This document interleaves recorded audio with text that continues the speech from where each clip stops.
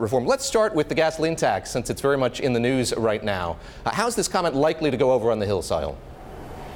David, the gas tax is a gas tax hike. The idea of it is sort of an old chestnut that's been around the Hill for a long time. It keeps coming up periodically every few years when somebody or the other is looking for a pile of money to fund something like infrastructure. Money is obviously very short. It doesn't really go anywhere. It's not supported by the vast majority of Republicans. It's not supported by the conservative base that powers the party. House Speaker Paul Ryan said as recently as 2015 that we're not going to raise the gas tax. This is not going anywhere. And it's not clear to me that anything has changed. I think at least unless the president and the White House make a vigorous, aggressive push to try to change the politics on it, to pressure people to get on board, I don't see the politics of it changing, and it's not clear to me that the president will.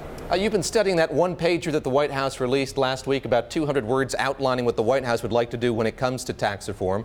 What we heard from Gary Cohn, director of the National Economic Council, and what we heard from the U.S. Treasury Secretary was these are reforms geared toward the middle class. How truthful is that when you look at those 200 words? David, the more you look into it, the less clear it is what specifically this plan would do for the middle class. It's a mix of things. There are certain things we don't know. There are ambiguities, namely when the rates kick in. The president talked about 3 rates, I think 10, 25, and 35%. We don't know what income brackets those kick in. He talked about an unspecified child care tax break. We don't know exactly what that's going to entail, so that's another question mark.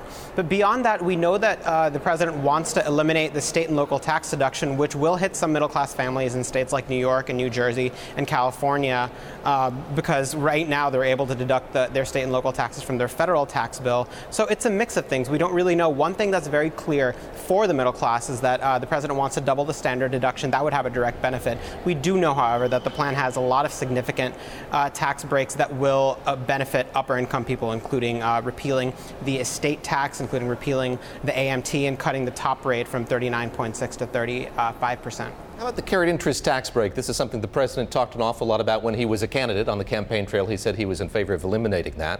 That was not something that was enumerated on the piece of paper that was handed out to reporters last week. What do we know about this administration's thinking on that issue in particular? No mention, David, of the carried interest in this tax one-pager that you just mentioned, which is interesting because President Trump, as a candidate, called for eliminating the carried interest loophole. This is something that Democrats have wanted to get rid of for a very long time. They view it as a giveaway to hedge fund and investment managers. President Trump, as a candidate, used that as sort of an example of how he was a populist guy, an unusual Republican candidate who would take on the big banks, who would take on Wall Street. But it seems like as president, he's at the very least less committed to the idea, if he is at all committed to it. Two of his chief advisors who helped write the tax plan are, of course, former Goldman Sachs executives, Steve Mnuchin and Gary Cohn. They probably have different views on that matter.